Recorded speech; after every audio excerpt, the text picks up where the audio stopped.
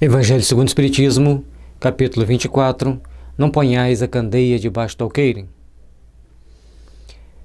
Candeia sob o alqueire, por que fala Jesus por parábolas? Pergunta-se: que proveito podia o povo tirar dessa multidão de parábolas, cujo sentido se lhe conservava impenetrável? É de notar-se que Jesus somente se exprimiu por parábolas sobre as partes de certo modo abstratas da sua doutrina. Como já comentamos antes, sempre que se fala em parábolas, faz com que as pessoas fiquem pensando, porque normalmente a parábola conta uma pequena história, ou algo parecido, ou deixa assim uma espécie, entre aspas, de charada, e a pessoa tem que tentar decifrar aquilo de que está se tratando aquela situação. Então, nós vamos ver, diante de todo esse conjunto de fatores, que as pessoas ficavam meditando, refletindo sobre aquilo que ele falou. E quando você medita sobre um determinado assunto, quando você vai refletir sobre aquele assunto, você começa automaticamente a melhorar a sua vibração espiritual. Portanto, é tão importante nós refletirmos sobre os assuntos importantes, sobre temas importantes da vida. E, principalmente sobre as parábolas de Jesus, nada tão importante quanto. Mas o povo entendia? Eles entendiam o que eles davam conta. Até onde eles podiam ir. E até hoje, conforme já repetiu várias vezes nos tópicos anteriores, se 10 oradores forem explicar sobre as parábolas, serão 10 explicações diferentes. Mas tendo feito da caridade para com o próximo e da humildade condições básicas da salvação, tudo o que disse a esse respeito é inteiramente claro, explícito e sem ambiguidade alguma. Assim, devia ser porque era regra de conduta, regra que todos tinham de compreender para poderem observá-la. Então, em todos os princípios que Jesus traz para nós, a humildade, a caridade, era o ponto básico do nosso crescimento espiritual, da nossa melhoria da nossa condição como espírito. E por isso, ficou bem claro que deveríamos ser humildes, que deveríamos fazer a caridade, deveríamos fazer o bem, deveríamos perdoar. Então, esses pontos ficou importante e bem claro para que nós pudéssemos seguir tranquilamente o nosso processo evolutivo. Algumas partes mais delicadas, ele usou simbologias para podermos entender. Mas a simbologia, as pessoas, como dissemos, as pessoas paravam para pensar sobre ela, para refletir. E a conduta das pessoas, diante das informações que recebiam, cada um tomava a postura que lhes dava conta de tomar, como até hoje acontece com todos nós.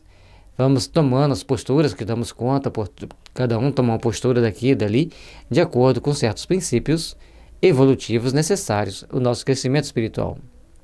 Era o essencial para a multidão ignorante, a qual ele se limitava a dizer: eis o que é preciso se faça para ganhar o reino dos céus. Sobre as outras partes, apenas aos discípulos desenvolvia o seu pensamento. Por serem eles mais adiantados moral e intelectualmente, Jesus pôde iniciá-los no conhecimento de verdades mais abstratas. Daí havia dito: aos que já têm, ainda mais se dará, conforme está no capítulo 18, item 15.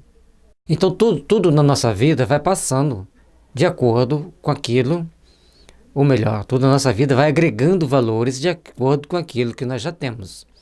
Se você tem uma boa base escolar, por exemplo, de línguas estrangeiras, aquela língua que você estudou lá na base da primeira, segunda, terceira, quarta série, quando você chegar e falar assim, vou fazer um curso desse idioma, você vai aprender mais fácil do que aquele que você nunca ouviu.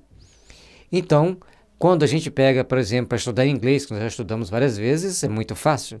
A gente começa a aprender, a gente já conhece algumas pronúncias, a gente já sabe transliterar as palavras com mais facilidade. Quando você vai estudar russo, a coisa fica russa, porque nós dificilmente ouvimos o som das palavras em russo. Aquelas letras também são diferentes, nós temos que treinar a letra, a transliteração, a pronúncia e decorar como que se fala as palavras daquele idioma. Então todos nós vamos passando pelos nosso princípio educativo, pelo nosso aprimoramento, para podermos, então, desenvolver a nossa capacidade de compreender, de entender, de aceitar e de vivenciar os ensinamentos sagrados, tal qual aqueles ensinamentos técnicos ou filosóficos que nós viemos aprender aqui nesta vida. Se em alguma vida você estudou o Evangelho, se em alguma vida você procurou praticar o Evangelho, fica mais fácil para você praticar nesta vida. Por isso é bom a gente observar o que tem no nosso livro Futuro Transcendente. O que você espera da sua próxima encarnação? O que você precisa fazer para ter uma encarnação mais feliz? Filosoficamente, nós podemos fazer uma boa abordagem, conforme está lá no livro. E conforme nos ensina o Evangelho segundo o Espiritismo. Nós devemos, então, procurar aprimorarmos-nos, fazer com que estejamos sempre colocando em prática os ensinamentos cristãos, fazer com que estejamos sempre colocando em prática os bons conhecimentos do Evangelho, para nos aprimorarmos e procurarmos, então, ter melhores condições de realizar o bem, melhores condições de realizar aquilo que realmente fale mais alto ao nosso coração. Tudo na nossa vida é marcado por momentos de alegria ou de tristeza, e tem aqueles neutros, que a gente nem se dá conta que está vivendo eles. Por incrível que pareça, temos muitos momentos assim. Mas se nós pararmos para fazermos reflexões sobre o que já fizemos, os nossos erros, os nossos acertos, falhas que cometemos que não deveríamos ter cometido, procurar entender o ponto de vista do outro, vai fazer com que a gente se aprimore, que a gente cresça. Entretanto, mesmo com os apóstolos, conservou-se impreciso acerca de muitos pontos cuja completa inteligência ficava reservada a ulteriores tempos. Foram esses pontos que deram ensejo a tão diversas interpretações, até que a ciência de um lado e o espiritismo de outro revelasse as novas leis da natureza, que lhes tornaram perceptível o verdadeiro sentido. A reencarnação, a mediunidade, a comunicação dos espíritos, que a doutrina espírita trouxe para nós, e muitos pontos que a ciência veio trazendo também novos esclarecimentos. Com isso, faz-se necessário que nós tenhamos condições de fazermos uma melhor reflexão.